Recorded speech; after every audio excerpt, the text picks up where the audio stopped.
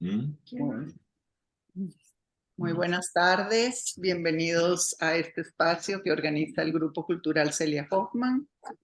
Empezamos nuestra reunión agradeciendo a las Fuerzas de Defensa de Israel el haber liberado a 4 rehenes de las manos de Hamás y deseando que regresen igual, con vida, el resto de los secuestrados, siempre con el pensamiento de que a pesar del difícil momento que está viviendo Israel y el mundo judío, pronto tengamos paz.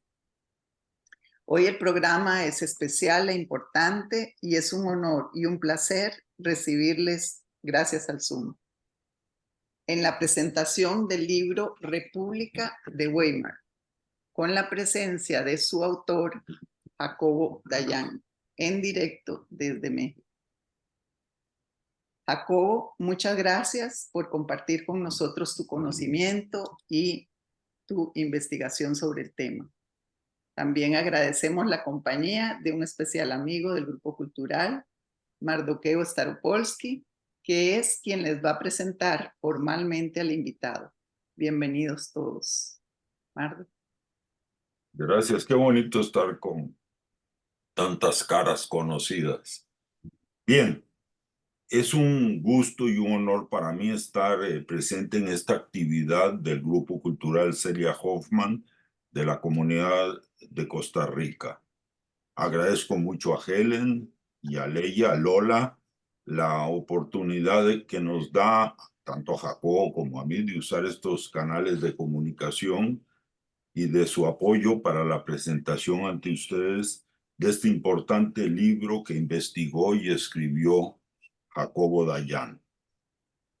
En un periódico mexicano escriben, abro comillas, a la par de analizar desde el arte, la cultura y la ciencia la República de Weimar, esa Alemania que se alzó como la esperanza de una democracia entre los años 20 y 30 del siglo XX y decayó en el arquetipo de los proyectos democráticos fallidos. Jacobo Dayan analiza la situación tan alemana como la mexicana del siglo pasado, que tuvo un trágico final debido al totalitarismo, la violencia, la intolerancia, la polarización, el sectarismo y la radicación ideológica. Este párrafo lo tomé de una entrevista, se cierran comillas, de una entrevista que le hicieron a Jacobo Dayan en el diario mexicano El Universal el 13 de febrero de este año 2024. Si bien falló la democracia y, repito, por el totalitarismo, por la violencia, por el autoritarismo, por la intolerancia, por la polarización, el sectarismo y la radicalización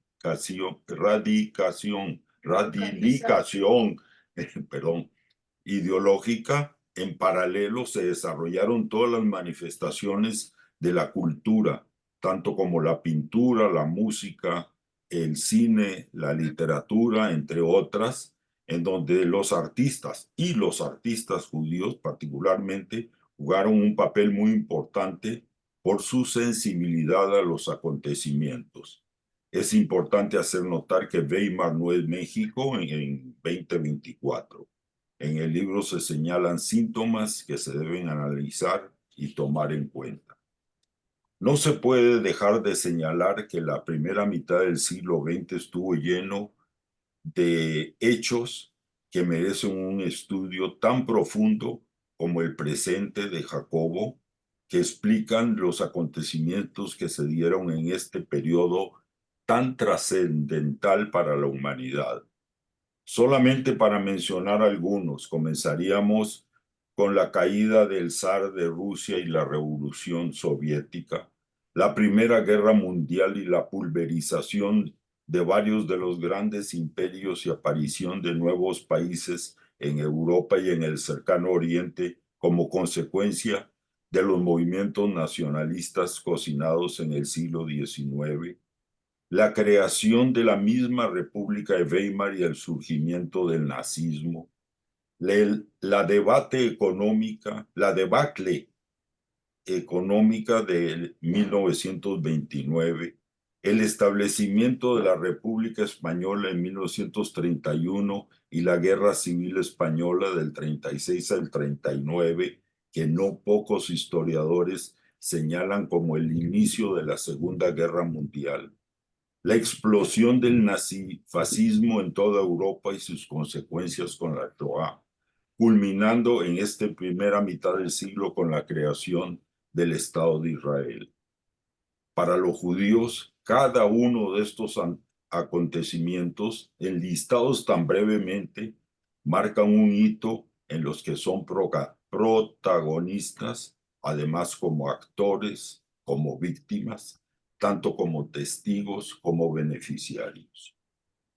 Jacobo Dayan es especialista en Derecho Penal Internacional, Justicia Transicional y Derechos Humanos. Fue director de contenidos del Museo Memoria y Tolerancia, investigador de eventos de macrocriminalidad de México en el Seminario sobre Violencia y Paz organizado en el Colegio de México y además coordinador de la Cátedra Nelson Mandela de Derechos Humanos en las Artes en la UNAM, en la Universidad Nacional Autónoma de México. Actualmente es director del Centro Cultural Universitario Tlatelolco de la UNAM, profesor en la Universidad Iberoamericana de la materia de Derecho Penal Internacional, es analista en el programa de Aristegui Noticias y columnista en Animal Político. No quisiera dejar de mencionar que Jacobo fue un líder que creó un movimiento juvenil en una de las comunidades judías mexicanas, que ha sido activista en muchas organizaciones libertarias y participa activamente en la prensa escrita y en la televisión en México. Además, es melómano asiduo a todos los conciertos y estudioso de la música. Jacobo, tengo entendido, si expondrá cerca de 40 minutos y después se abrirá el micrófono para preguntas y comentarios. Con ustedes, Jacobo. Pues muchas gracias por la invitación. Me da mucho gusto estar con ustedes hasta Costa Rica. Hace unos años solía ir de manera, pues no frecuente, pero creo que sí, 4 o 5 veces invitado por, ya no recuerdo si la Beneverit de allá, en un proyecto que tenían o tienen todavía con el Ministerio de Educación en Costa Rica para sensibilizar a las y los profesores de secundario, de nivel secundaria, en temáticas de la Shoah y en temáticas de discriminación y tolerancia y esos temas. Y según recuerdo, porque fue hace como 6, 7 años que andaba yendo a Costa Rica más o menos frecuentemente, era la Beneverit, si es que no estoy equivocado, o si mi memoria no me falla. Entonces, muchas gracias por el interés en este libro, en esta plática. Muchas gracias, Mardo, por haber hecho las gestiones. Y bueno, pues trataré de ser lo más claro posible en un tema muy complicado. El libro es un libro hijo de la pandemia. Lo escribí durante la pandemia. Para mí ya era una obsesión la época, digo, la Shoah es un tema de estudio recurrente en el mundo judío y a mí me generó siempre un interés muy particular las condiciones que permitieron que el nazismo llegara al poder y que explotara de la manera que lo hizo tan rápidamente. Entonces, la República de Weimar siempre fue motivo de estudio para mí, además que es una época fascinante, se da una explosión en las artes, en la ciencia, son los años del psicoanálisis de Freud, son los años de los avances científicos de Albert Einstein, de la física, de la química, son los años de la ruptura en la música, en la pintura, son los años que irrumpe el cine, la radio. Y lo que se da en esos años es una generación tanto de pensadores, científicos, artistas, comprometidos con su época. Y todas y todos dejan testimonio de lo que veían venir. El nazismo no llegó de la noche a la mañana. La muerte de la República de Weimar se fue cocinando de manera constante durante los escasos 14 años que dura, y todas y todos dejaban testimonio de esa muerte que se acercaba. Para mí ya era, repito, motivo de estudio, leer las novelas que se publicaban en esos años, ver el cine que se hacía en esos años. Son los años de películas muy famosas como Nosferatu, Metrópolis. Este afiche que tengo detrás de mí es un afiche de la película Metrópolis.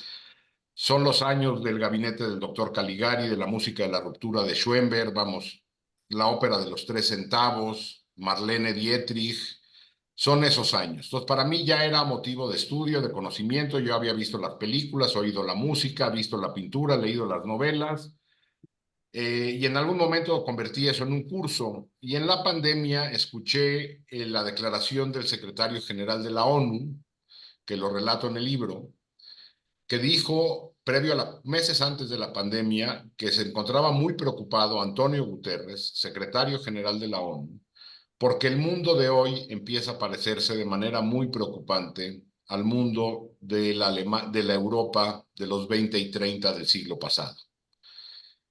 Y ahí fue cuando yo dije, bueno, pues todas estas sensaciones que yo tenía, estas ideas que yo tenía de que el mundo empieza a parecerse, pues no es una invención personal, sino parece ser que incluso en Naciones Unidas se está viendo esto con preocupación.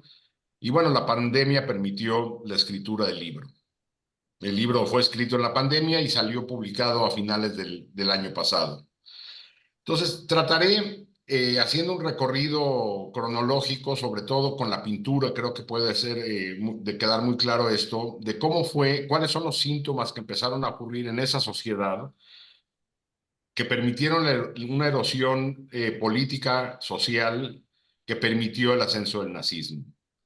Y esto a cuento también, casualmente, el día de ayer hubo elecciones para eurodiputados en Europa, y es muy preocupante ver el ascenso vertiginoso de la ultraderecha más radical en Europa, particularmente en países como Francia, Alemania, Bélgica, Holanda, prácticamente en todos los países, exceptuando Suecia, Finlandia, Islandia y Dinamarca, donde no avanzaron, pero en el resto de los países avanzaron al grado de que el día de hoy dimitió el primer ministro de Bélgica, el presidente de Francia ha disuelto el parlamento y convocado elecciones. No es que sean ya primera fuerza política en Europa la ultraderecha, pero ha avanzado de manera importante, y eso sin duda es de preocuparse. Y si vemos eso junto con el ascenso de otros personajes, como por ejemplo Donald Trump en los Estados Unidos, con un discurso también de ultraderecha racista. Nosotros aquí como mexicanos, viviéndolo de cerca, es muy complejo lidiar 4 años con Trump y a lo mejor otros 4 a partir de noviembre, pero figuras como esas empiezan a proliferar por todo el mundo. No nada más en Europa, donde están los personajes conocidos, Erdogan o Orbán. El Brexit mismo es una reacción de la ultraderecha británica, Modi en la India, y en América Latina no nos quedamos atrás. Tenemos los casos de Venezuela, de Nicaragua y bueno, y de México, en una versión más tropical, pero una versión similar, no de una ultraderecha, pero sí de un populismo no democrático. Y a pesar de que el 2024 es el año en que más seres humanos vamos a ir a votar, o sea, es el año en la historia de la humanidad donde más personas votamos gobiernos este año, parecería que la democracia goza de buena salud, pero más bien lo que estamos yendo a votar es qué tipo de democracia va a sobrevivir a esta crisis que se está viviendo en las democracias de todo el mundo. En México no salimos bien librados en la elección de hace una semana, y bueno, pues veremos qué pasa. En India hay un retroceso ligero del gobierno de Modi, que también ya va por su tercer periodo. y veremos qué pasa en Hungría, que también hubo elecciones, y en otros países del mundo donde las elecciones o los regímenes democráticos están en crisis. Aterrizando al caso alemán, Alemania sale de la Primera Guerra Mundial muy dolida, no nada más lo que se conoce como que el orgullo alemán ha sido golpeado, sino que la crisis producto de las reparaciones de guerra impuestas por los aliados hacen inviable la democracia alemana. Alemania llega a la democracia de manera muy tardía. En América Latina entramos a la democracia, en teoría, a principios del siglo XIX. Prácticamente toda América Latina llega a la democracia en las mismas fechas, es decir, la primera o la segunda década del siglo XIX. Alemania llega a la democracia 100 años después. Y nosotros ya no éramos, es decir, América Latina no iba a la vanguardia. Está la Revolución Francesa desde finales del 18, la independencia de los Estados Unidos desde finales del 18, y Alemania llega muy tarde. Y llega crean una democracia híbrida donde dan poderes regionales, donde hay un presidente, pero que tiene facultades amplias, pero quien gobierna al estilo francés, pero quien gobierna es un canciller al estilo británico, como si fuera primer ministro, pero se dan permisos regionales y la constitución tiene candados para poder gobernar.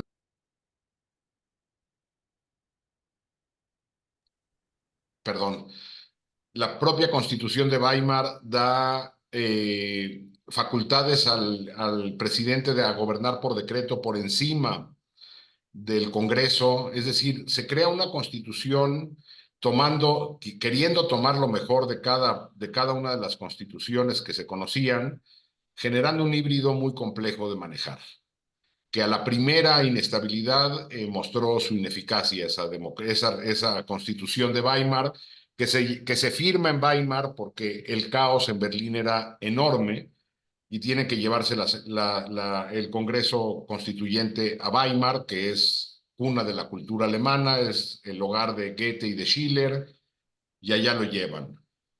Pero Alemania es un país que después de la Primera Guerra Mundial, con las presiones económicas impuestas por los aliados, particularmente Francia, Gran Bretaña quería darle más holgura a la naciente democracia, y Francia quería que tuviera condiciones muy complejas de sobrevivencia para mostrar la fuerza francesa al pueblo alemán. Hace que la economía alemana nunca despegue más que en un muy pequeño lapso de tiempo entre el 25 y el 28 o 29. Pero lo que Alemania vive son condiciones propias de nuestros países hoy en día. Probablemente Costa Rica en menor medida, todavía sigue siendo de los ejemplos en la región junto con Uruguay probablemente.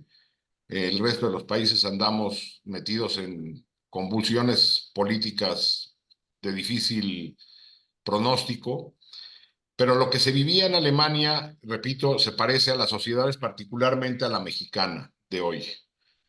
Es un país con gran polarización política, eso lo vemos en muchas partes del mundo, donde los partidos políticos dejaron de representar a la sociedad y más bien se representan a sí mismos, donde hay dos grandes polos. En esos años en Alemania había dos grandes proyectos que podían ser atractivos, es decir, el comunismo recién triunfante en la Unión Soviética, tan solo 2 años antes, en la Revolución del 17 en la Unión Soviética, y la República de Weimar nace a finales del 18, principios del 19, es decir, el comunismo sigue siendo una opción en esos años atractiva. Y por el otro lado, la ultraderecha nacionalista, que era muy menor y que fue creciendo hasta llegar al poder en el 33.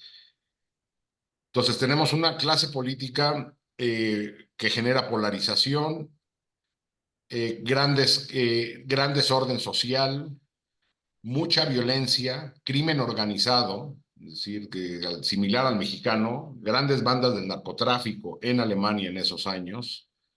Violencia política, o sea, es decir, asesinatos, desapariciones, asesinatos políticos, asesinatos a gente de la prensa, feminicidios, un aparato de justicia inoperante, dispuesto a perdonar a quien sea de la clase política, mientras no sea enemigo político, y los militares incrustados en la vida política. Eso en el México de hoy es un problema muy serio. Entonces, les iré poniendo algunas de las pinturas que van reflejando esta historia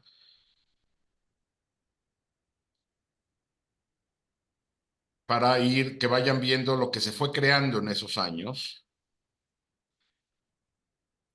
Esta es una pintura de Gross. Sí, sí se ve bien, perdón. Sí, se ve bien. Gracias.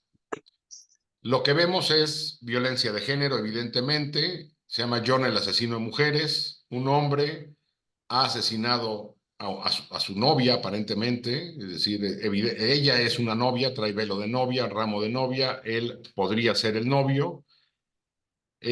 Ha asesinado, y no nada más la ha asesinado, la ha descuartizado. No tiene un brazo, sus piernas y sus brazos están desarticulados. Y la violencia, este tipo de violencia era común en Alemania. La violencia de género y la violencia política eran lo común. Ahora, el gobierno que se crea el primer gobierno alemán, se crea una gran coalición de centro. Los socialdemócratas y el partido de centro crean una gran coalición, y la primera decisión que tienen que tomar es cómo contener la violencia y cómo contener a la oposición política, sobre todo a los comunistas demasiado activos. Y el primer gran error que comete esta democracia naciente es pactar con el ejército. Deciden que la única manera de gobernar, y se lo estoy diciendo a ticos y ticas que decidieron brillantemente hace décadas suprimir las Fuerzas Armadas de su país y convertirlas en policías. Bueno, Alemania decide que tiene que cogobernar con el ejército. Y para eso le permite al ejército inventar un mito que será fatal durante el nazismo.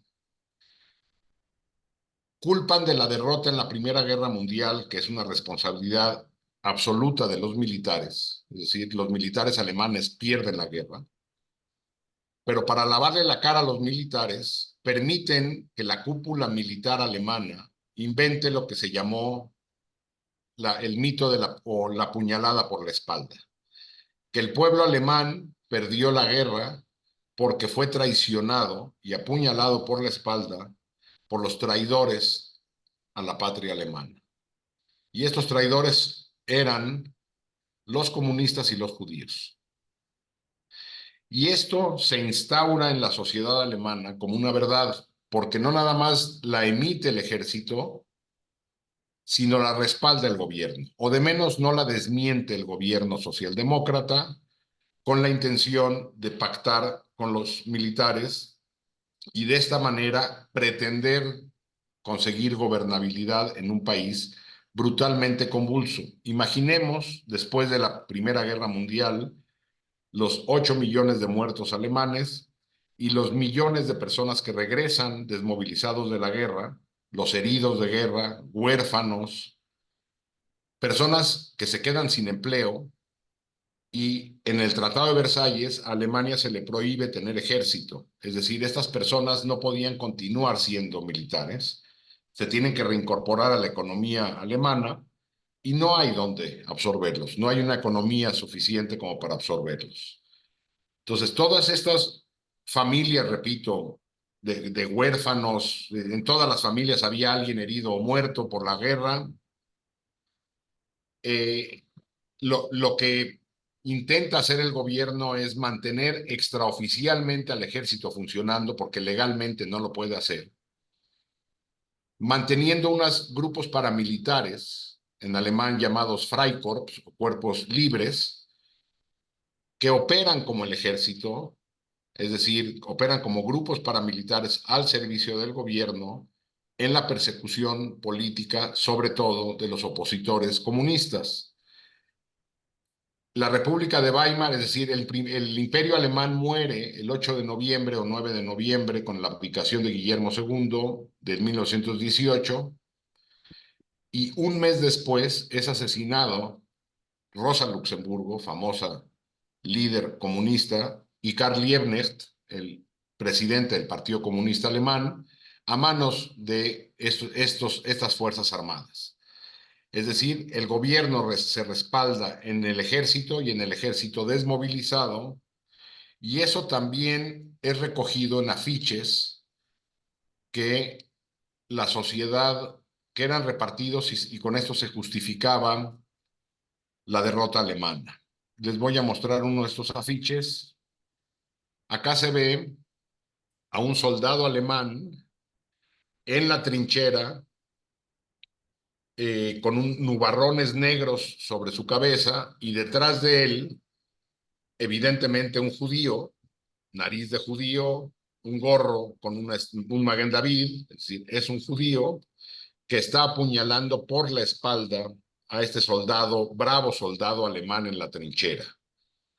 Y si se dan cuenta, hay un intento por minimizar o por satirizar al judío que está asesinando o apuñalando al soldado alemán.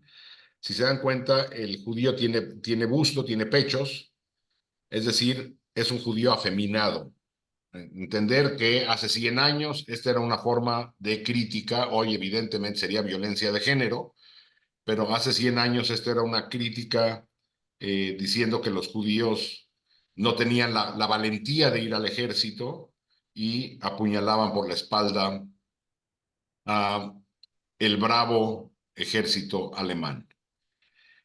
A partir de ahí, lo que se empieza a vivir es una sociedad con gran convulsión económica, con gran convulsión política, en un país que intenta poner orden sin tener una economía sólida y sin tener, porque hay que recordar, en el Tratado de Versalles no nada más se le prohíbe tener ejército, se le reduce territorio, es decir, se le quitan territorios, frontera con Francia, frontera con Holanda, frontera con Polonia, su industria se ve reducida, se ve muy complejo el resurgimiento alemán sin una economía pujante.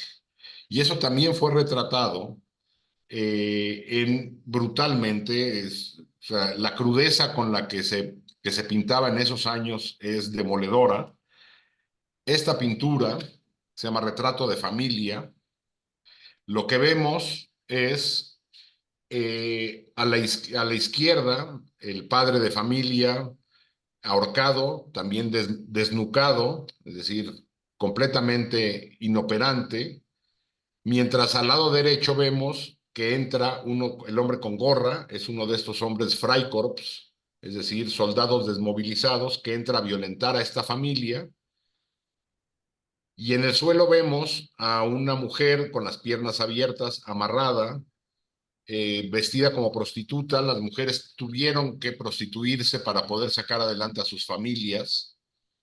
Y a una niña vestida como si fuera bruja, a la derecha también, con el sombrero de bruja en el suelo, es decir, el futuro se encuentra completamente oscuro y tomado por fuerzas poco racionales, más apegadas a la mística, a la magia, a elementos que no propios de la cultura alemana.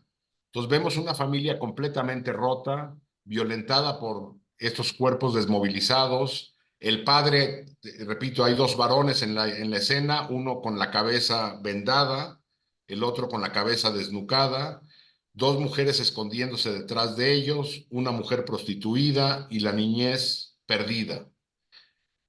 Es muy fuerte este tipo de pinturas que se empezaron a producir en Alemania en esos años, y la otra consecuencia que hubo es la gran pobreza que generó esos años.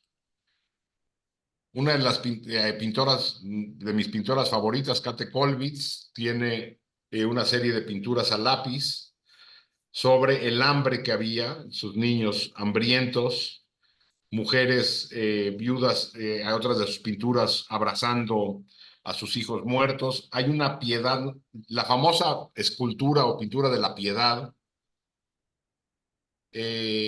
Kate Kollwitz tiene una, pero a diferencia de la piedad tradicional, donde la Virgen María recoge a Jesús y Jesús es el Dios y la Virgen María está iluminada, en la piedad de Kate Kollwitz, si la googlean, lo que vemos es a una mujer deshecha, deteniendo en los brazos a un hijo muerto, producto del hambre. Hay en Alemania, en Berlín, hay una escultura maravillosa de esa pieza de Kate Kollwitz.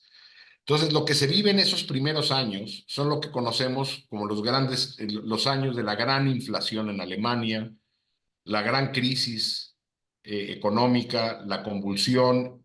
Para que se den una idea, un dólar costaba 4.2 marcos alemanes cuando acaba la guerra. En 1923, un dólar costaba 4.2 billones de marcos. O sea, un 4 y 12 ceros. La gente iba a comprar pan con carretas de dinero. Es decir, había una inflación insufrible. Las mujeres, repito, al no haber empleo, tenían que prostituirse para sacar adelante a sus familias. Y eso genera evidentemente una sociedad con gran violencia. Mucha gente hace mucho dinero en la especulación, culpan evidentemente al judío de la especulación, sin que necesariamente, como lo sabemos, fuera cierto, pero era irrelevante, había que conseguir a un culpable de esa especulación, porque un puñado de alemanes hace mucho dinero, y la pobreza fue recogida en varias pinturas. Otra de ellas, esta, donde vemos a un hombre desmembrado, acuérdense, siempre desmembrados porque la guerra generó cientos de miles de personas con discapacidad, pidiendo limosna en la calle. Si vemos la tienda, lo que venden atrás son artefactos para personas con discapacidad. Pasa un hombre sin piernas, es decir, que le han sido amputadas las piernas rápidamente, y debajo de él hay un periódico, no sé si alcancen a leerlo, que dice Juden raus, fuera los judíos. Y una mujer adinerada del lado derecho ya casi no se alcanza a ver, es decir, se está yendo. Nadie le da un centavo a este hombre, solamente hay una mano que le suelta, que le da un timbre postal en lugar de limosna a este hombre completamente roto, que no tiene para comer, mientras la sociedad es completamente indiferente. Es decir, todo esto ya se venía cocinando hasta 1923-24, que son los años de la crisis. Y eso genera, al obligar o empujar a las mujeres a la prostitución para sacar adelante a sus familias, a que la violencia de género, la violencia contra la mujer, se incremente. De ahí pinturas como esta, donde se ve una mujer evidentemente que ha sido violada, muerta en la cama, mientras un par de perros, otra vez el varón o el macho de negro, la hembra de blanco, está siendo violada también la perra, y en la pared se ven unas cartas de juego de póker dibujadas en la pared. Son los años del cabaret alemán, que a diferencia del cabaret francés, que era más refinado, el cabaret alemán era mucho más de sátira política, mucho más sexual, mucho menos erótico, más sexual, mucho más de crítica social y crítica política.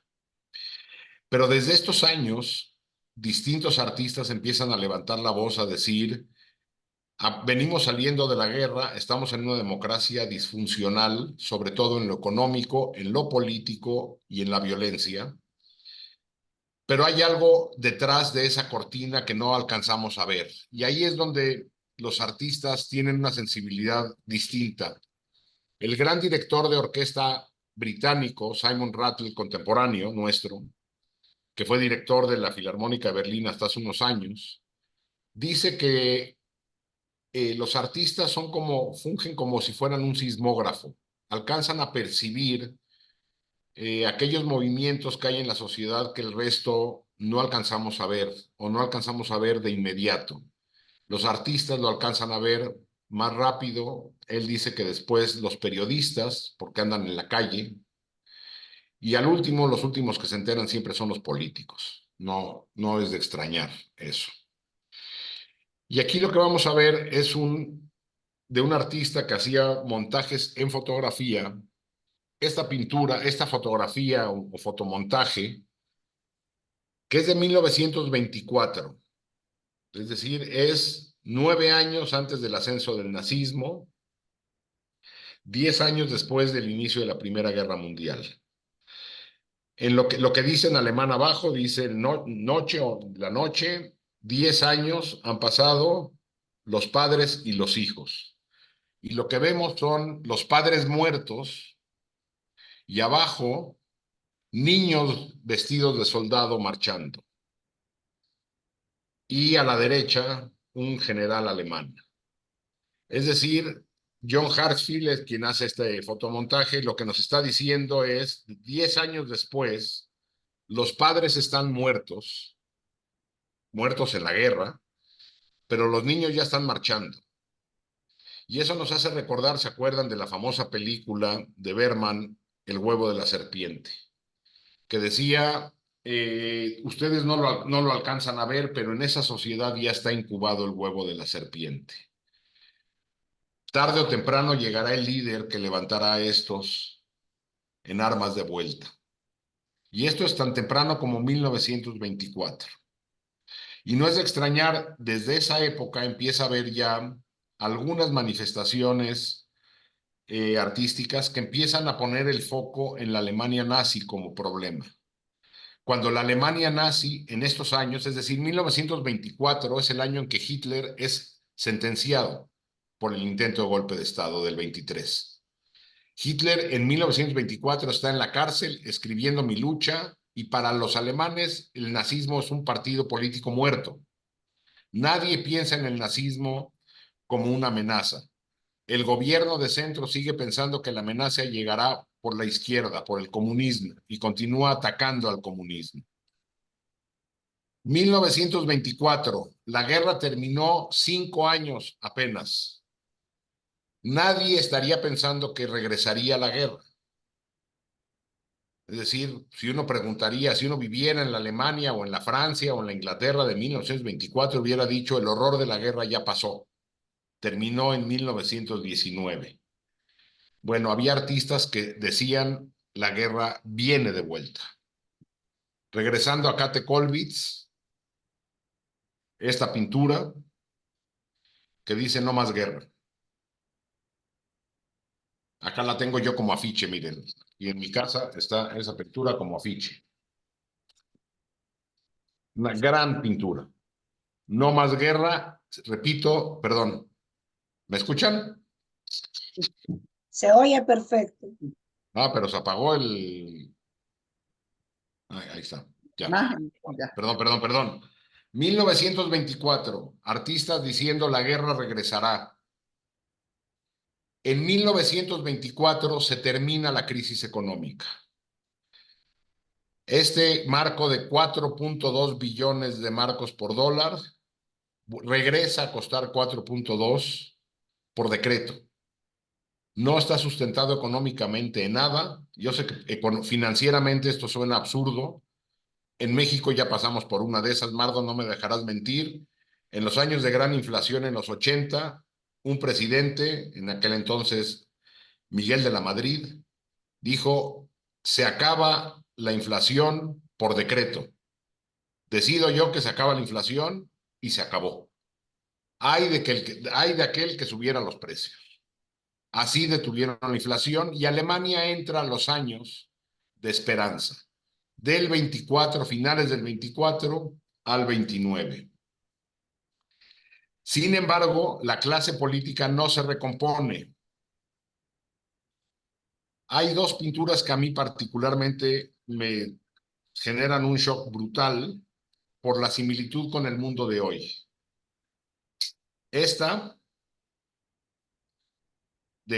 Ambas son una es de Gross y la otra de Dix. Esta lo que pone es a políticos sobre la mesa sin cabeza, es decir, los políticos no tienen cerebro. Al fondo vemos el sol, que es un signo de pesos, un signo de dólares, un signo de marcos, es decir, lo único que les interesa es el dinero, pero quien domina la conversación en la mesa es un general militar alemán que ha puesto sobre la mesa una espada ensangrentada. Es decir, quien verdaderamente gobierna son los militares. Y a los militares les habla al oído un empresario que trae bajo el brazo armas, si alcanzan a ver las espadas que trae bajo el brazo, el hombre del sombrero del bombín, del sombrero de copa, que le está susurrando al oído al militar, evidentemente buscando intereses económicos. Al fondo vemos una ciudad en llamas, mientras el país está en llamas, los políticos no tienen cerebro, los militares gobiernan con mano dura, junto con la clase, los grandes intereses económicos, buscando solamente el dinero, y sobre la mesa hay un burro, que Dix dice que es la sociedad, con los ojos tapados, comiendo periódico. Es decir, a la sociedad la tienen entretenida como burro, que va al cadalso, es decir, el burro está caminando hacia el cadalso, comiendo la prensa, idiotizada con la prensa. Y si vemos a la derecha, se ve evidentemente una calavera, es decir, la muerte, y un niño aprisionado en una reja, detrás de las rejas. El futuro está detrás de las rejas, está encarcelado, está aprisionado el futuro, mientras la sociedad consume periódico basura, va al cadalso, y lo único que hay es intereses económicos que hacen que unos cuantos ganen dinero y los militares gobiernen a costa de los gobiernos civiles. Es demoledora esta pintura, no sé, seguramente coincidirán conmigo. Y posteriormente está otra, que es la que es portada del libro. Decidí yo que esta fuera la portada del libro, que me parece que retrata la época de manera perfecta. Es una pintura de Gross, de Georg Gross, que se llama Los pilares de la sociedad. De nuevo, esta pintura, deje confirmo, es de 1926. Otra vez, el nazismo en estos años, Hitler ya ha salido de prisión, ha reconfigurado el partido nazi, y en las elecciones parlamentarias en Alemania el partido nazi no supera el 3%. Es decir, es una fuerza infinitamente pequeña. Nadie piensa que el nazismo va a ser gobierno 7 años después de esto.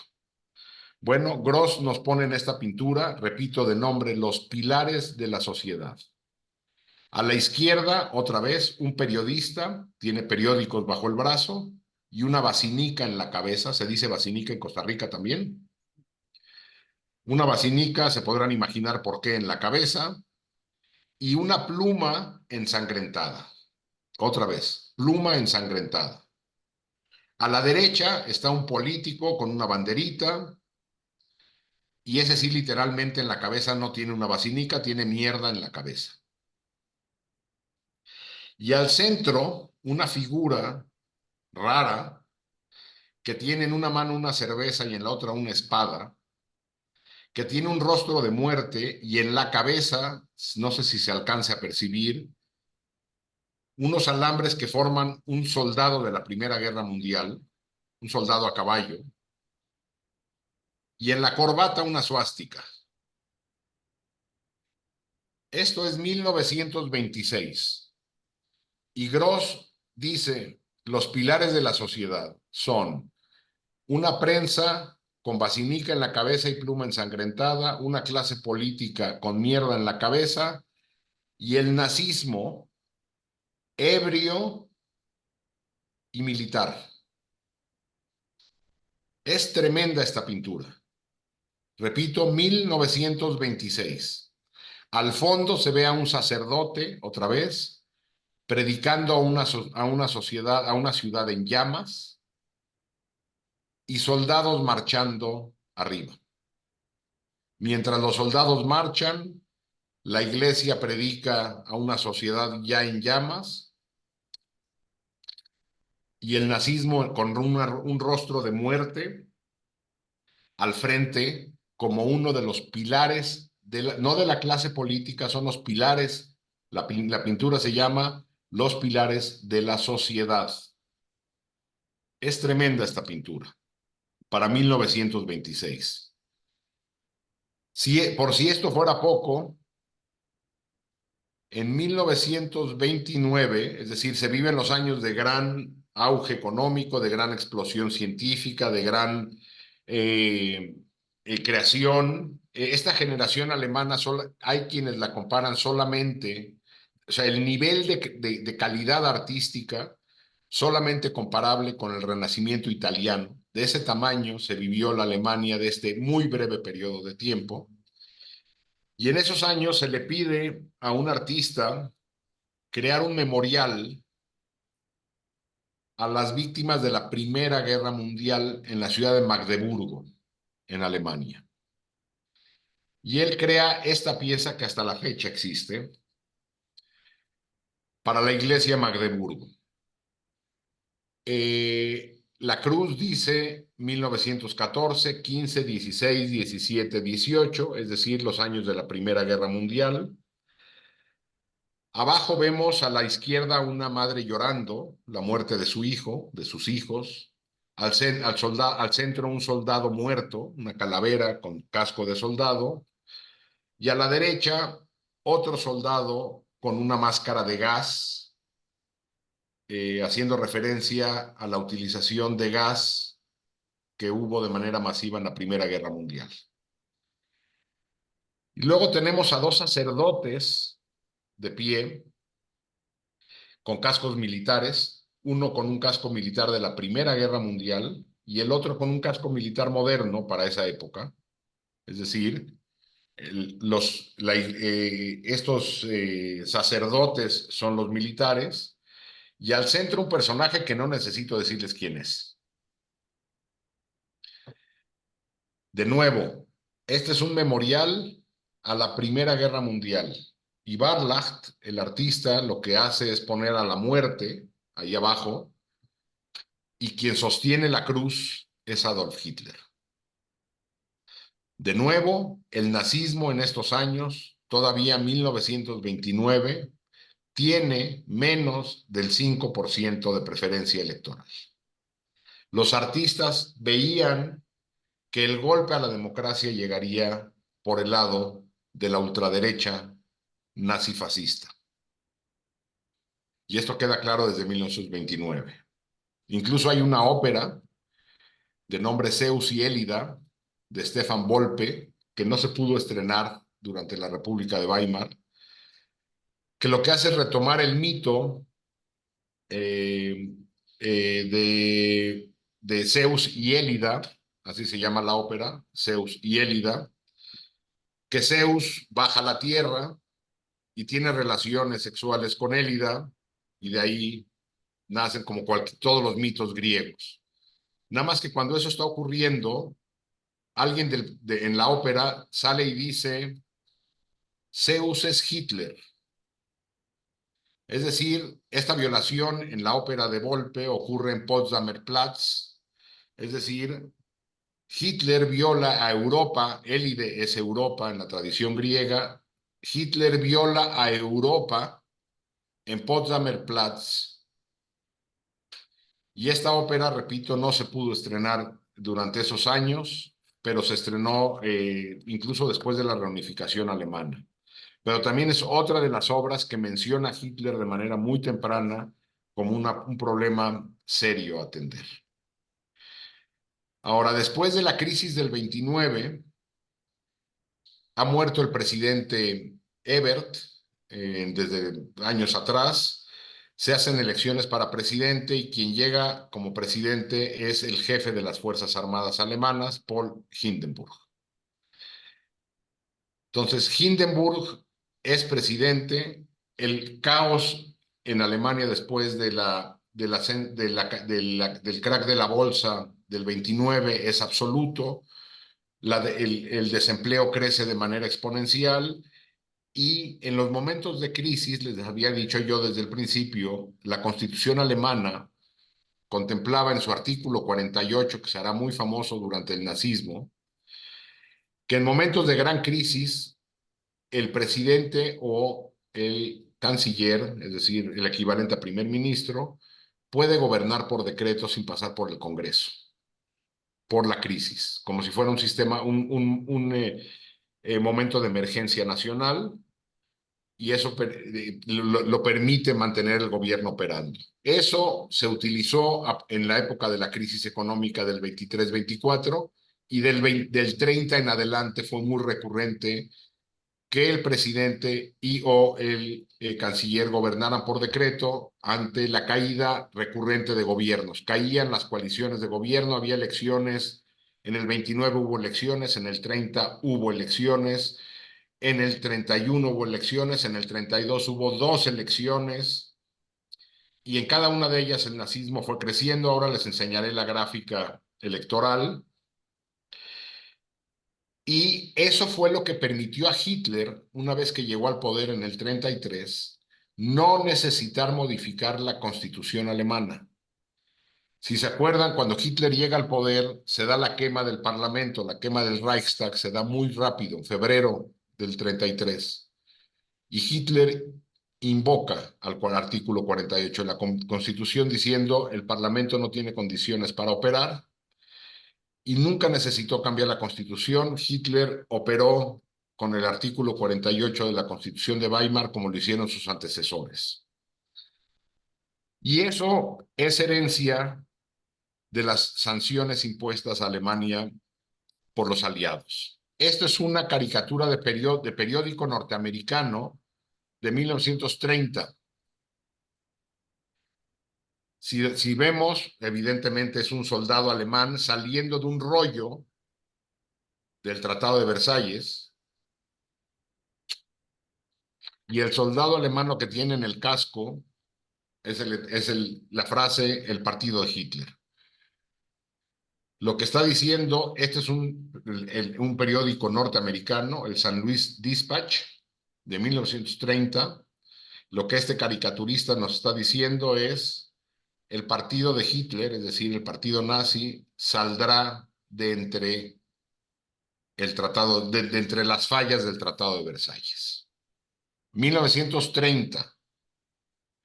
Vale la pena que veamos la gráfica en este momento de las elecciones alemanas de esos años, para que vean cómo era impensado que el nazismo fuera a triunfar.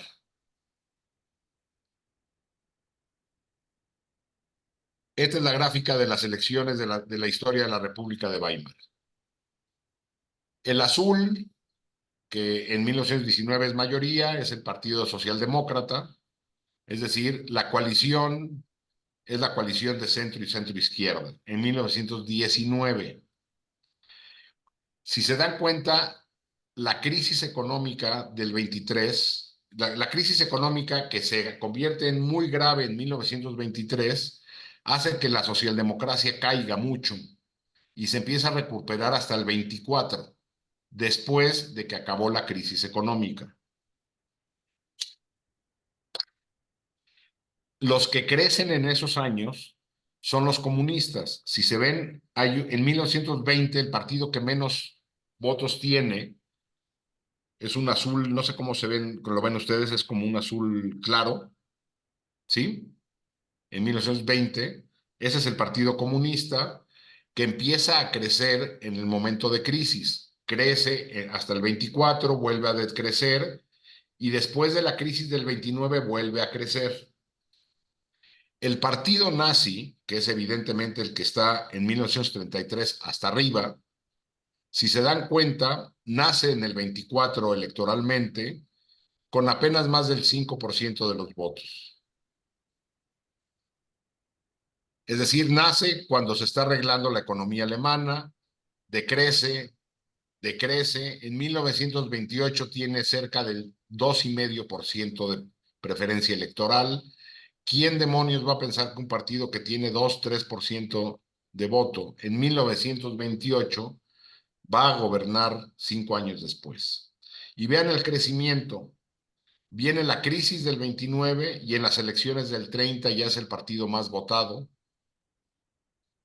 Y en el 32, que les decía yo que hay un par de elecciones, se mantiene arriba aunque decrece un poco.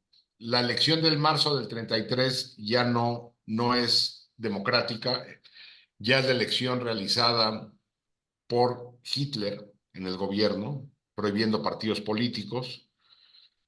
Pero si se dan cuenta, en las elecciones en el 28 no tiene preferencia electoral, en el 30 se convierte en la tercera fuerza política, el nazismo, y en el 32 es la primera fuerza política. Pero como el sistema es parlamentario, no le otorgaron la Cancillería a Hitler hasta enero del 33, después de las elecciones del 32, donde los socialdemócratas venían para abajo, los comunistas venían para abajo, todo el mundo venía para abajo menos el partido nazi. Entonces, hoy nos parece natural o normal que el partido nazi haya llegado. Hay que pararse en la Alemania de 1928 a 29. Era absolutamente impensable que llegara a gobernar. Y quisiera enseñarles antes de terminar unas propaganda electoral que se usó en la última elección de 1932.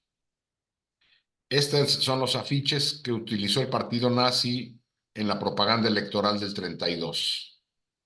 Nuestra última esperanza, Hitler. Y una serie de trabajadores, evidentemente en crisis, y la oposición utilizó imágenes como estas. El Tercer Reich, entre pregunta y dice no, y otra vez, un soldado o un nazi, trae una gorra con la suástica, muerto, con las manos ensangrentadas. Eso es lo que utilizó la oposición como afiches electorales en el 32. Ahora, el mundo en esos años ya visoraba la Tercera Guerra Mundial, la Segunda Guerra Mundial, y todavía Hitler no llega al poder. El mismo fotógrafo que vimos una de sus obras hizo esta otra. Lo que vemos abajo es lo que fue la sede de la Liga de las Naciones, que murió, lo que después fue la ONU. ¿Sí? Y lo que tenemos es una paloma de la paz asesinada. Y si se dan cuenta, la bandera que ondea sobre este edificio parece ser la Suiza. Ahí estaba la Liga de las Naciones. Pero si se dan cuenta, esboza una suástica.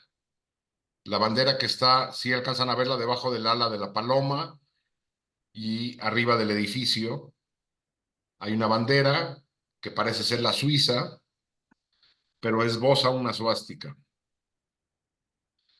Esto es 1932 y ya nos están diciendo la Liga de las Naciones está muerta y la paz está muerta. Esta evidentemente era una revista comunista. Y por último, quisiera mostrarles la última pintura que se hizo antes de la gran censura. También de Otto Dix, se llama Los 7 pecados capitales. Al centro, evidentemente, la codicia es Hitler, montado sobre la avaricia. Atrás está la gula, la muerte como en forma de suástica, la soberbia y ya Hitler montado como uno de los 7 pecados capitales que llevaría a Europa al acabose. Entonces, de esta manera, digo, esto fue un recorrido por las pinturas. Evidentemente, si hubiéramos hecho unas a través del cine, encontraríamos lo mismo. Quisiera nada más terminar comentándoles la última película que se hizo y que ya no pudo ser estrenada. Bueno, no sé si la última, pero la última importante que se hizo en Alemania, de Weimar, y ya no pudo ser estrenada porque llegó el nazismo al poder. La dupla de Fritz Lang y su esposa Thea von Harbou, que se hicieron famosos por películas como Metrópolis y muchas otras, habían hecho una película que se llamaba El Doctor Mabuse a principios de los 20, que era un ente maligno que controlaba a la política, era un empresario y era un especulador y era un miembro del crimen organizado y todo junto, todos los males juntos. En esa película de los 20 cortos predice, bueno, Lang, hay una escena como si fuera el crack de la bolsa del 29, muy impresionante. En el 32, finales del 32, se termina de filmar una película que se llama El Testamento del Doctor Mabuse. Este hombre fue encarcelado y terminó enloquecido en un manicomio.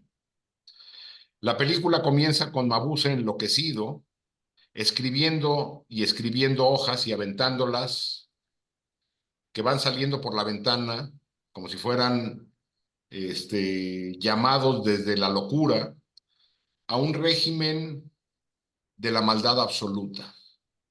Y así lo dicen los documentos que se ven en la película, un régimen que lo que pretende es el mal por el mal mismo, la violencia por la violencia misma.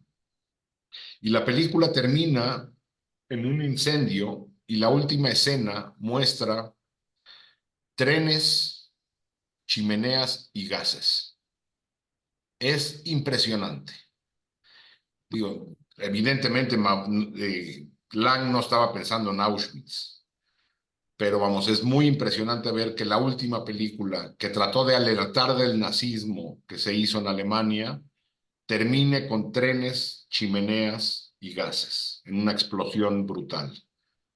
Esa película ya no se pudo estrenar y bueno, después viene la famosa anécdota de que Goebbels llama a Lang y le ofrece ser el director de cine del Tercer Reich, a lo que él dice que no podía hacerlo porque era judío, y Goebbels le dice, quien decide quién es judío aquí somos nosotros, no se preocupe.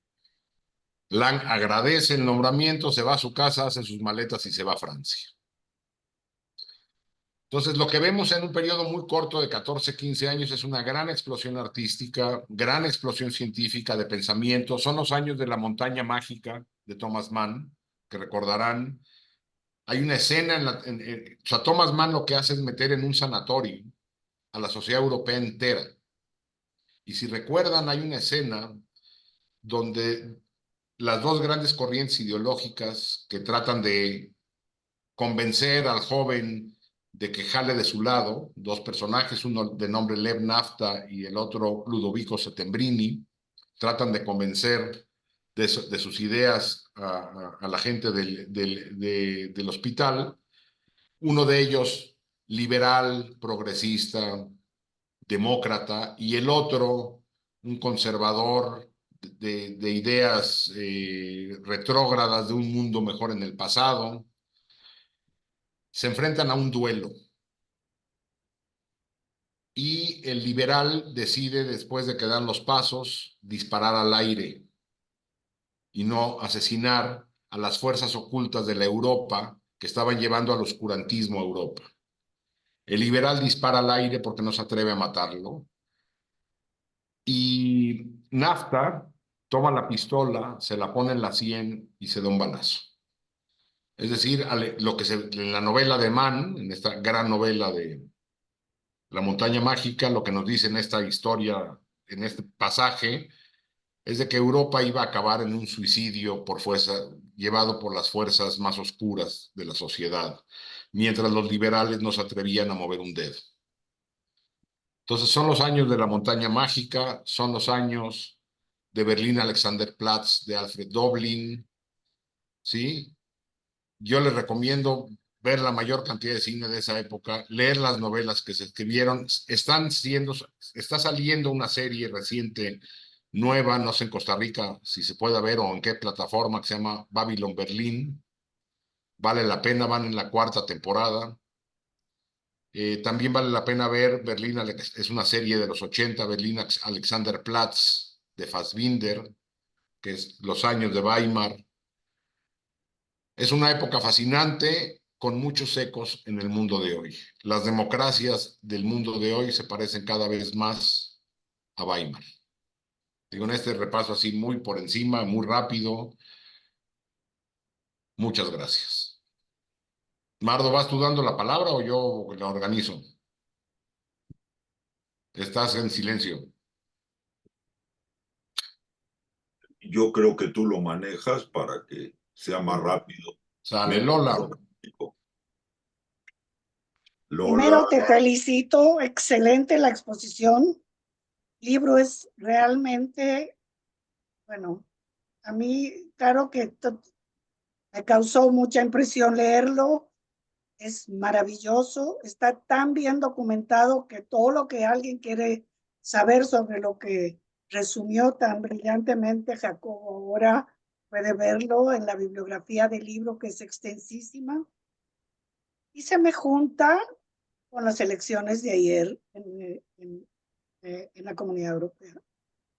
Y entonces yo quisiera preguntar, no es simplemente paranoia, para hacer una similitud con la época de Weimar, que se fueron contra una izquierda que en aquel tiempo era muy fuerte, los espartacos, Rosa Luxemburg, ni hablar de la Revolución Rusa, etcétera, una izquierda muy fuerte que hoy no existe. Hoy la izquierda realmente no representa un verdadero peligro, un verdadero nada. Están muertos prácticamente, la izquierda, no la verdadera izquierda, no lo sé, no la pseudo izquierda, no, bueno, como alguien los llama, la izquierda Feng Shui, pero ni poco. Entonces yo me pregunto, ¿qué lleva a la Europa de hoy a que pase lo que pasó ayer en la Comunidad Europea? A mí me da pánico. Mucha gente está muy contenta porque los países que ganaron con su extrema derecha son los países que apoyan a Israel, y entonces te dicen, bueno, son los países que apoyan a Israel, entonces hay que apoyar, cosa que a mí hasta me da taquicardia realmente, porque es un bárbaro como el húngaro o el polaco, o no quiero decir, quiero que tú elabores sobre eso, pero realmente a mí me tiene muy preocupada la situación mundial hoy. Me encantaría si puedes Sí. ampliarlo. Gracias, Jacobo, Sí, por otra de todo. las similitudes, sí, gracias, Lola, de las similitudes del mundo de hoy con el de entonces es de que había un sistema multilateral inoperante.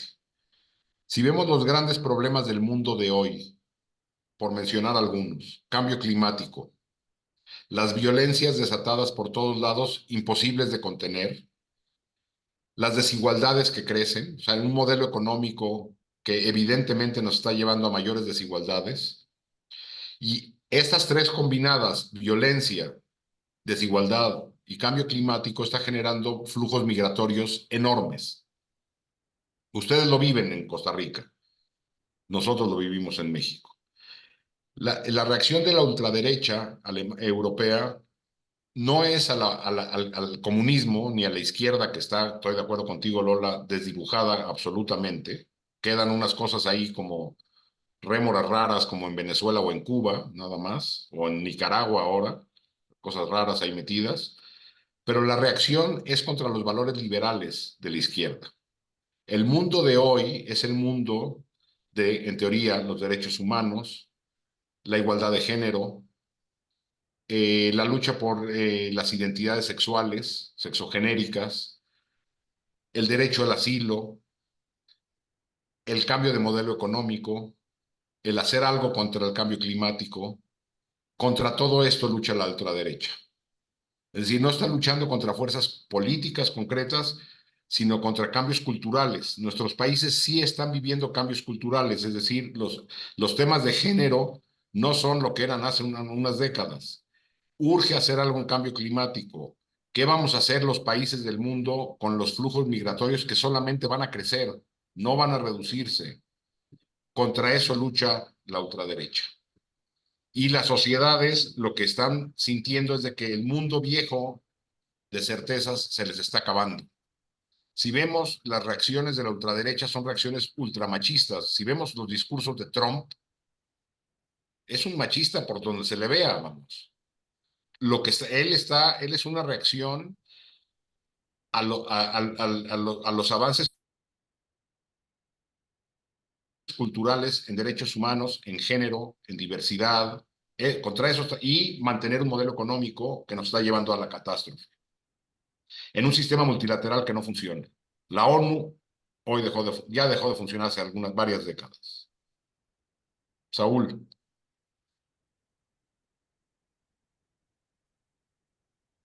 Saúl, hay que quitarle El, Ya. Buenas tardes, muchas gracias. Trataré de hacer telegráfico porque tengo muchas preguntas. Primero saludos a todos, a Mardo, que hace mucho no nos vemos, y a los de Costa Rica, no se asusten, es producto de un tratamiento que estoy siguiendo aquí de la piel, por eso estoy rojo ahí, se ve feísimo, pero bueno. Felicitaciones, Jacob, extraordinaria la presentación, pero realmente, o sea, hacía rato que no escuchaba algo tan bien hecho, tan interesante, tan relevante. Pregunta, ¿dónde se puede conseguir el libro o cómo se puede hacer para conseguir el libro? En Costa Rica no sé si en Amazon esté disponible. Bueno, si no, Lola me lo tendrá que prestar, pero me gustaría tenerlo, sinceramente. Me parece que es una lectura obligatoria. Ahora las preguntas, tal vez un poquito incómodas, pero como decía Lola, y yo creo que especialmente los jóvenes de nuestras comunidades, o de nuestra comunidad, por lo menos hablo de la comunidad de Costa Rica, creo que México es diferente, no conocen casi nada de esta historia y en general tienden a alegrarse de que ganó la ultraderecha. Acá también.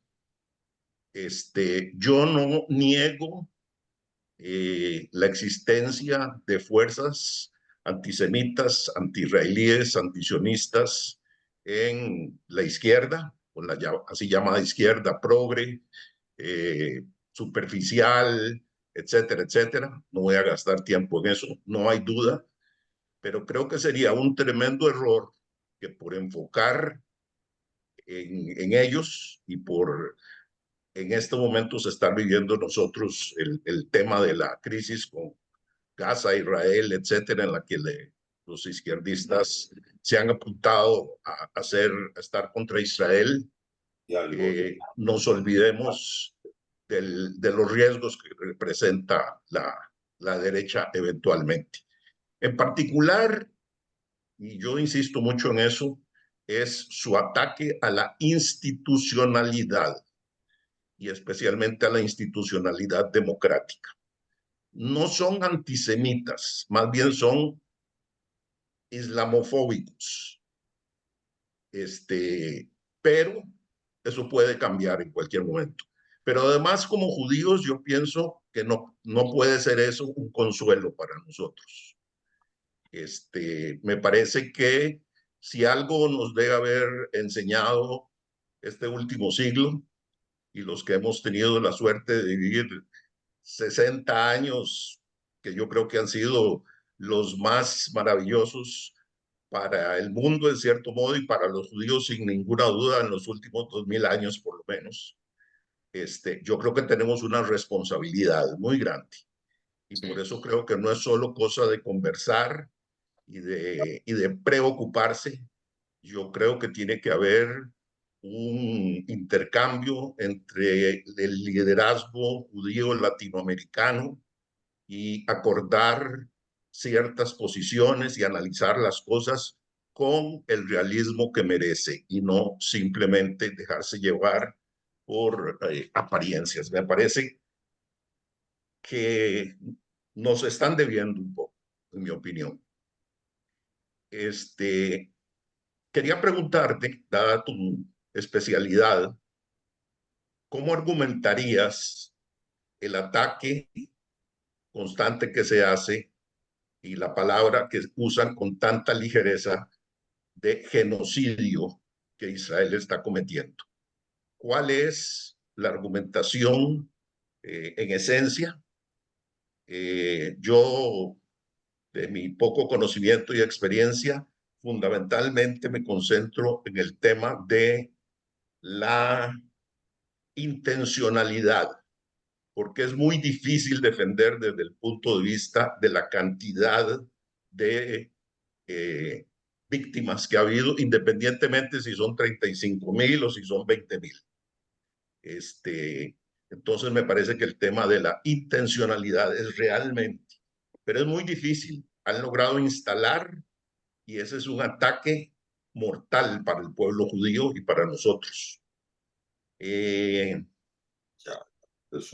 Yo vi, para terminar, vi los primeros temporadas de Babylon Berlin, y cada una de tus cosas que ibas presentando me recordaba a Babylon Berlin. Es realmente excelente. Para los que no lo han visto, en Costa Rica se transmite a veces, yo no sé si ya estará la nueva temporada, en un canal que se llama Europa. Europa. Van en la temporada 4. Ya comenzó. La 4 ya se transmitió en Europa. Ajá, pero okay. aquí no. Aquí no, en México tampoco. Yo no he visto la 4 tampoco. El problema es que ese canal tiene muy mala información en cuanto a la programación, entonces es difícil. Hay que entrar a la página todos los días para ver qué van a dar. Perdón. Sí. Yo tuve que comprarlos en DVD para poderlos ver. Bueno, pero vale la pena, lo relata muy bien. Pero nuevamente te felicito, me meteré a Amazon a ver si encuentro el libro. Creo que tenía yo te alguna lo otra, presto con mucho gusto. Creo que ya hablé bastante, así que voy a dejar. Si luego hubiera oportunidad, amplío. Sí, muy rápidamente. A ver, en México nosotros acabamos de pasar, haciendo 2 comentarios, una lección rara desde el mundo de la vida judía, porque ahora tenemos una presidenta electa judía en México. Sí. Pero no sé, Mardoqueo sabrá mucho más que yo. Mi vínculo institucional es muy poco aquí en la comunidad judía, pero supongo que un elevadísimo porcentaje de la comunidad judía no votó ni siquiera por ella. Claro. Supongo que no, no votamos por ella, porque representa esta izquierda rancia, antidemocrática, etcétera, etcétera, etcétera. Pero si uno presta atención a lo que se decía, sobre todo en redes sociales, desde la ultraderecha mexicana, es verdaderamente preocupante. Es decir, el antisemitismo desde la ultraderecha sí surgió, incluso con absurdos como que en México iba a ser obligatoria la circuncisión, ¿no? Y también no ayudó la candidata de oposición, que un día la criticó por haberse puesto la imagen de la Virgen de Guadalupe, que en México la Virgen de Guadalupe, yo digo que en México hasta los judíos somos guadalupanos. O sea, es más un símbolo cultural en México que religioso. Pero bueno, entonces sí, la ultraderecha en todos lados está agazapada y hay que tener mucho cuidado. En cuanto a tu segunda pregunta, Saúl, es muy complicado. Mardo les podrá dar más detalles porque él, repito, Mardo es como la piedra fundacional de la institucionalidad judía mexicana. Bueno, ahí está el centro siempre, no sé si lo sea institucionalmente o no, pero ahí está en todos los ajos, está metido Mardo. Yo el mismo día, todos los días soy criticado en redes por la misma información que publico, al mismo tiempo soy criticado como cerdo judío y como judío antisemita. Mi especialidad... Ya somos 2. Sí, mi especialidad es el derecho penal internacional.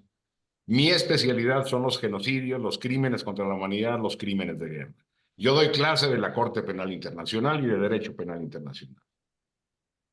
Entonces, ante lo que estamos en este conflicto, en el reciente, en el del 7 de octubre para acá, digo, pero esto viene de atrás, es ante flagrantes crímenes de guerra y crímenes contra la humanidad perpetrados por Hamás, por el ataque del 7 de octubre y por el lanzamiento de misiles a territorio israelí. Eso es crímenes de guerra porque está atacando población civil, y son crímenes de lesa humanidad porque es un ataque generalizado y sistemático contra población civil en la forma de ataque sexual, desaparición, toma de rehenes, asesinato, tortura, etcétera, etcétera, etcétera.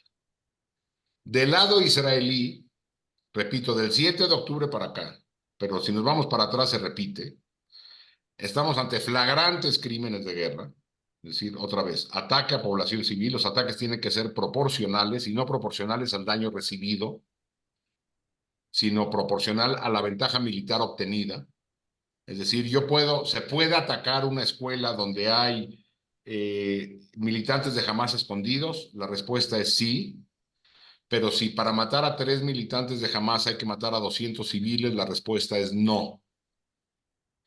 Jamás comete un crimen de guerra al utilizar una instalación civil y convertirla en instalación militar.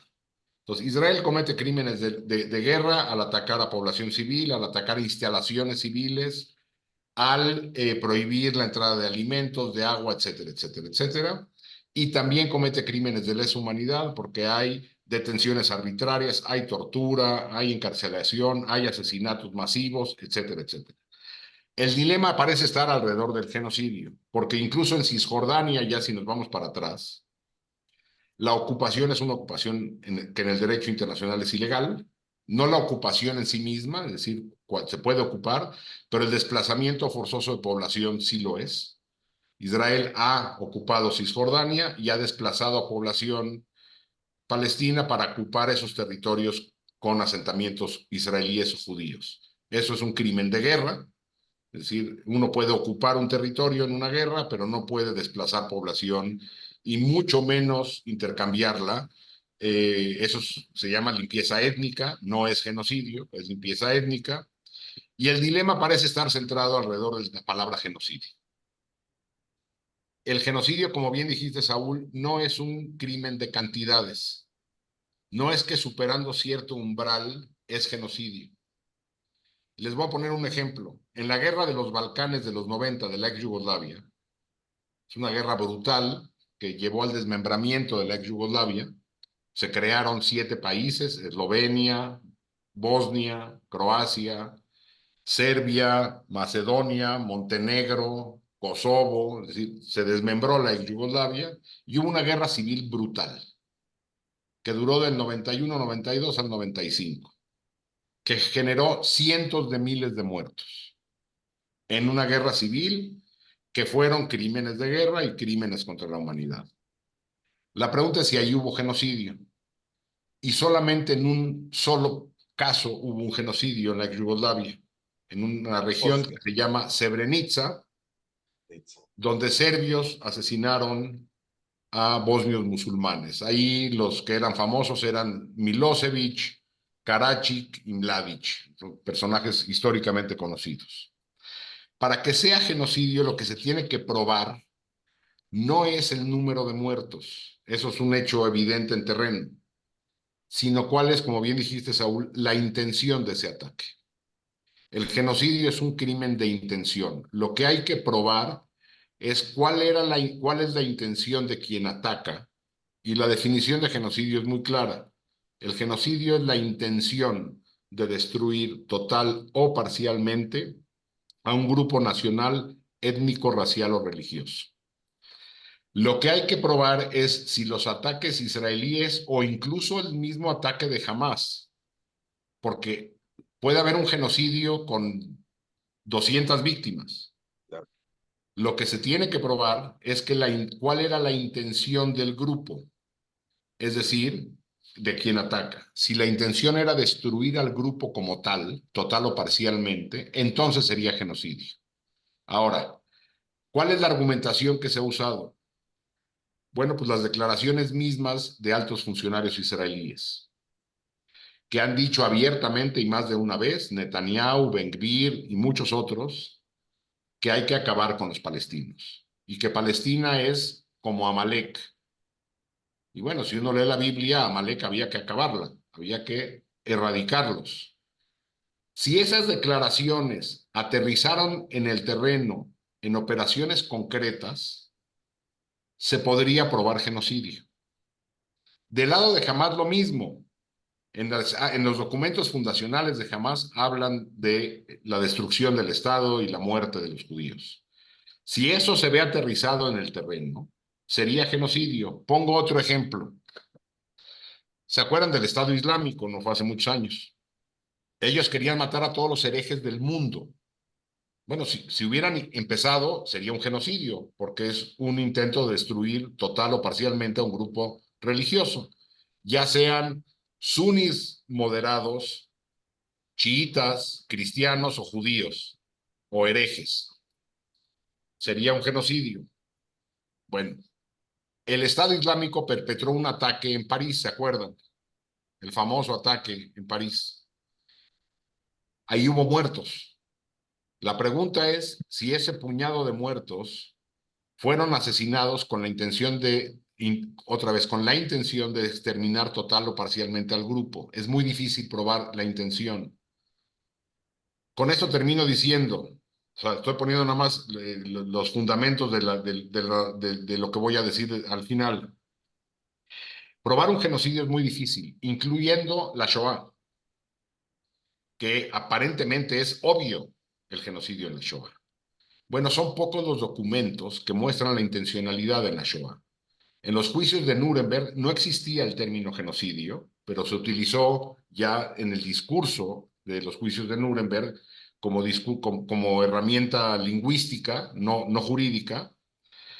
Se utilizaron como prueba los documentos de la conferencia de Wannsee, esa conferencia donde se determina la solución final, y los documentos de los Einsatzgruppen, estos comandos de asesinato que entraron a el este, sobre todo a la ex Unión Soviética, sobre todo, a asesinar, y son los asesinatos que recordamos en las fosas comunes que hacían cavar y fusilar a la población. Son los únicos documentos que pudieron probar la participación y la decisión de la alta cúpula nazi en la creación de la Shoah. Sentencias por genocidio en la historia de la humanidad hay muy pocas. Hay en el Tribunal de la ex Yugoslavia, en el Tribunal de Ruanda, en Camboya, por el régimen de Pol Pot, de los Jemeres Rojos, un puñado de sentencias nada más, no decenas, un puñado de sentencias y nada más.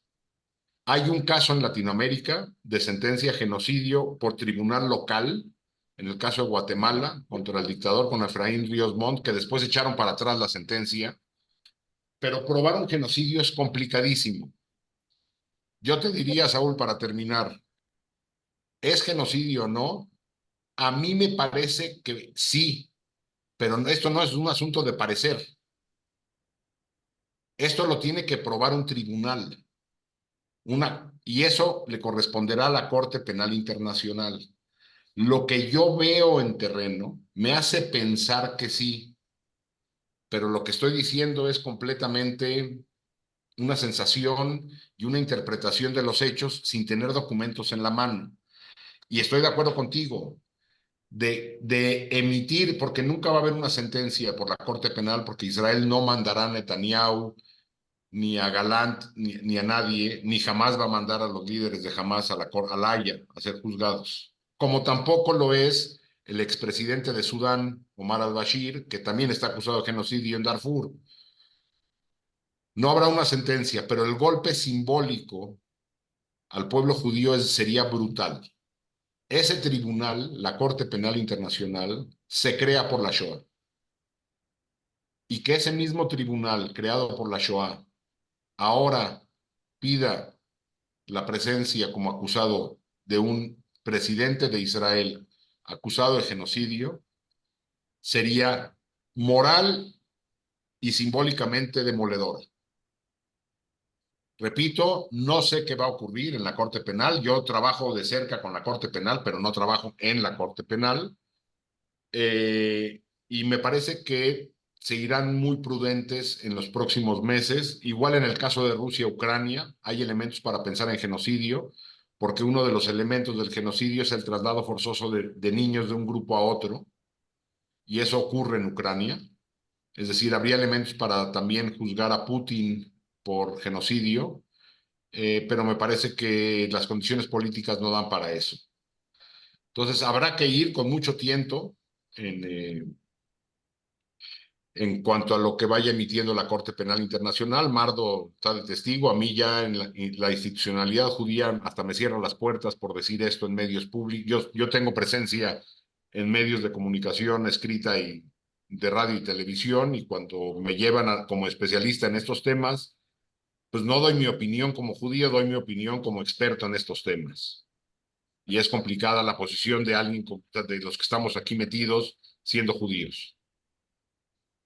Lola. Como una preguntita, no, muy rápido. La conferencia de Bansi, que está tan bien documentada, ¿no es prueba suficiente de Sí. intención de genocidio? Sí, por eso dije que la conferencia de Vance fue uno de los dos documentos utilizados. Okay. Perdón, Sí. es que esa parte no la di, perdón. Sí, el documento de la conferencia de Vance fue presentado como evidencia en Nuremberg. Sí, gracias, perdón. Sí, claro, ese es uno de los dos documentos que muestra, es decir, podría mostrarse la responsabilidad de genocidio a niveles más bajos, pero es decir, la responsabilidad de la cúpula nazi con la conferencia de Vance y los Einsatzgruppen. Incluso en los juicios de Nuremberg, después hay sentencias. Lo que es famoso es el primer paquete de juicios, que son los 22 acusados, pero después hay otros paquetes de juicios, el de los médicos, el de las empresas, y ahí también, por ejemplo, se responsabiliza a empresas como IG Farben y a muchas otras. La Bayer. Sí. Clara, y luego Sandra.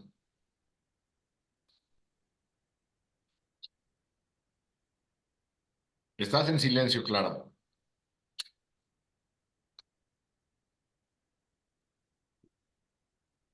Sandra, también estás en silencio. Tienes que quitarle El mute. mute.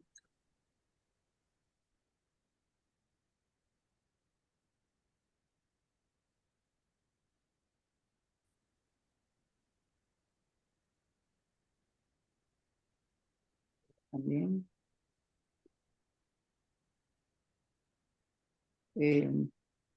¿No se puede? Yo creo que tal vez Jacobo puedes quitárselo. Ya te puse, Tenías que quitarlo, Sandra. gracias.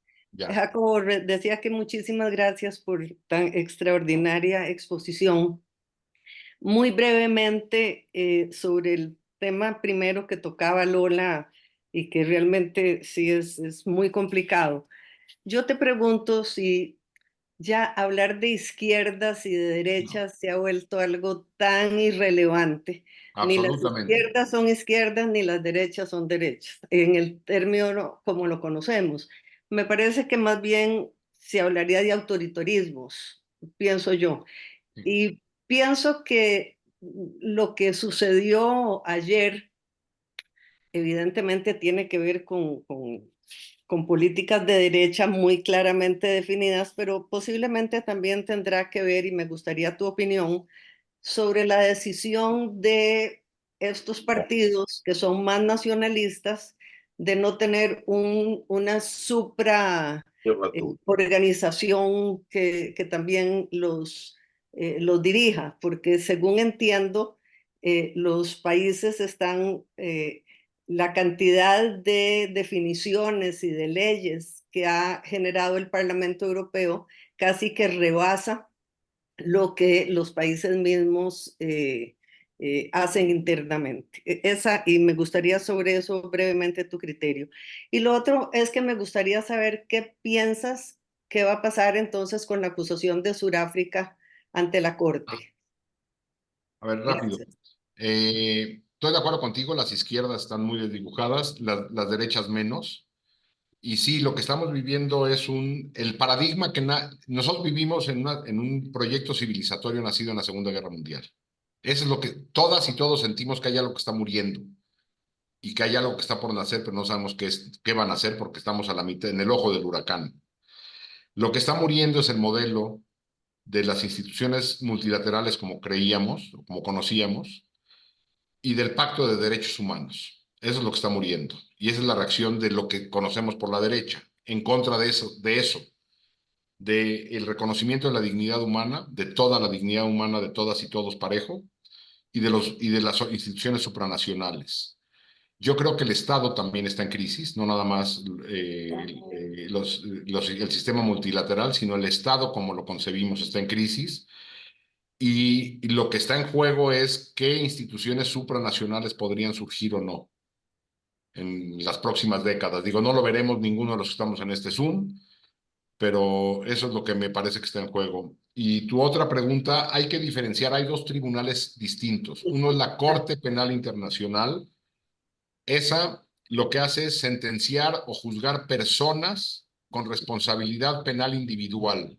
Esa es la Corte Penal, la que emitió la orden de arresto contra Netanyahu, contra Galán, contra los líderes de Hamas, contra Putin y contra un montón de más.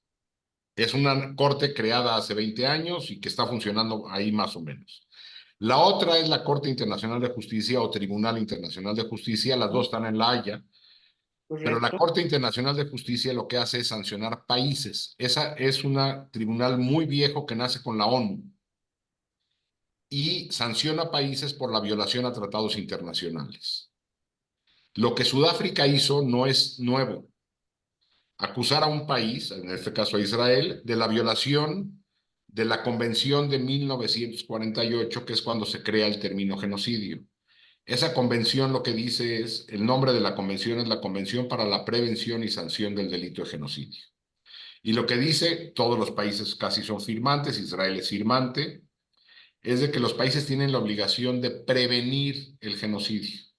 Sudáfrica lo que dice es, Israel no está haciendo lo suficiente, no está diciendo que hay un genocidio, está diciendo que puede haber un genocidio, o a lo mejor ya hay, o en un futuro lo habrá.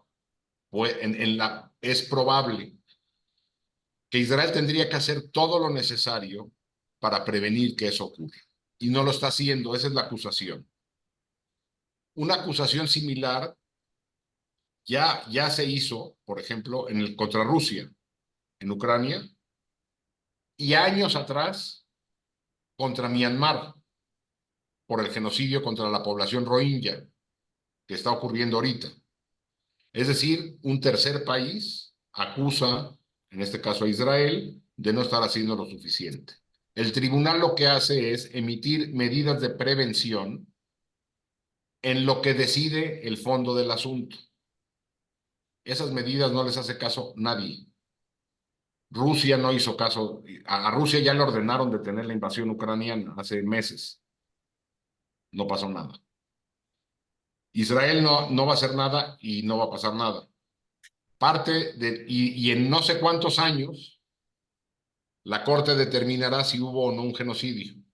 Eso ya ocurrió en el caso, por ejemplo, Bosnia acusó a Serbia de eso mismo hace 20 años y ganó ese caso. Y la Corte lo que dijo es, si hubo un genocidio, Serbia tiene que hacer reparaciones a Bosnia. ¿Sí? Pero eso tardará 3, 4, 5, 6 años y en el Inter no pasa nada. Parte de lo que está quebrado, que decía Lola, el sistema multilateral de seguridad y justicia está quebrado en el mundo. Entonces, las implicaciones de ese tribunal son menores que los de la Corte Penal. Saúl. Yes. No, claro, no sé si ya pudiste abrir el micrófono. Sí. Es que lo tenían que, Helen creo que tenía que abrirlo, pero ya está abierto. Ya me voy a silenciar yo. Gracias. Ok, ya, muchísimas gracias. Primero que nada, Jacob, quiero felicitarte. Se ve que tienes mucho conocimiento profundo de todo lo que pasa. No sé cuál es tu trabajo ni en dónde estás metido, pero me gusta mucho que expresas no solo tu sentir, sino lo que realmente está pasando en los diferentes, digamos, partes del mundo y en los diferentes argumentos de las diferentes instituciones de paz y todo eso, que para mí no sirven para nada. De Para acuerdo. nada. No hay nada. Eso es pura paja. Aquí en Costa Rica decimos pura paja. ¿Me entiendes? No hay que tener ningún miedo a lo que va a decir ni Estados Unidos, ni lo que va a decir Nada, nada. Israel tiene que defenderse a sí mismo. Punto. Y lo que está haciendo Dayan es correcto. Cuando ve que ni caso les hizo, perfecto. Ningún miedo, ninguna cosa. Hubo una serie de individuos ahí en el gobierno, renunciaron por la actividad de Dayan, que se vayan, así debe ser en la vida. Lo que no sirve, que camine. Pero en este momento es indispensable demostrar, porque siempre ha habido el sentimiento de que los judíos corremos cuando hay un problema. Y eso no es cierto. Eso no es cierto. Nosotros tenemos mucha fuerza para luchar y para protegernos a nosotros mismos. Por eso tenemos el ejército de Israel. No es un ejército agresor, sino es un ejército de defensa. De defensa. Y en eso debemos de defendernos constantemente. Hay individuos que hablan mucho y no hacen nada. A mí me gusta la gente que hagan mucho y dejen de hablar tonteras. Muchas gracias. Yo te agradezco mucho, Jacobo. Lo presentaste muy bonito. Yo también soy mexicana y entiendo lo que está pasando ahorita en México. México es un país rico, muy rico, pero hemos tenido en los gobiernos individuos que no hacen más que entrar al gobierno a llevarse todo lo que puedan. Es todo. La comunidad judía en este momento, estoy feliz. ¿Me entiendes? Esta mujer que quedó de presidenta de la República de origen, yo me acuerdo de todas esas formaciones que los mismos judíos tuvimos, que ayudamos muchísimo a Marx, a Engels, ¿me entiendes? Andábamos metidos en esas cosas. Entonces, los padres de ella se vinieron con ella a México, la actual presidenta, ¿me entiendes? Y creo que ahorita lo que tiene que hacer es aparentar que está muy al lado de los árabes, lo cual no va a ser muy cierto, y la mujer va a luchar también y ayudar a Israel en las necesidades. Ese es mi pensamiento. Y yo a ti te felicito, y yo en mi vida, así debe ser. Nada de tener miedo. Vamos. ¿Qué se necesita para salir adelante? Vamos. Pero nada de estar, ay, ¿qué va a decir este? ¿Qué va a decir el otro? ¿Qué importante es? No, amiguito. Nosotros tenemos que salir bien y defendiéndonos. Israel se defiende, el ejército se defiende, y Dayan, que yo lo conozco hasta personalmente, también se sabe defender. Y punto. Miedo al miedo. Hay un dicho que dice, hay que tenerle mucho miedo al miedo. Gracias, Clara. Helen, ¿tú querías decir algo? Bueno, se nos ha ido el tiempo. No sé si veo que Saúl y Sandra tienen levantada la mano.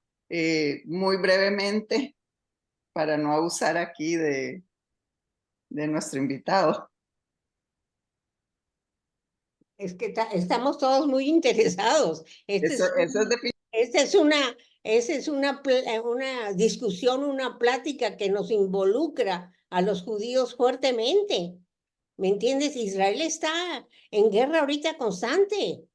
Estamos leyendo las noticias en la mañana, en el mediodía y en la noche. ¿Es cierto o no? Sí. Helen, estás en silencio, Helen.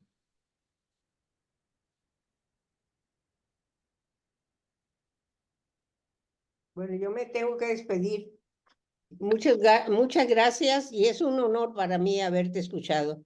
Gracias. Te puse que te unmute, Helen, ¿no? Te sale un mensaje que dice unmute. Él no se oye.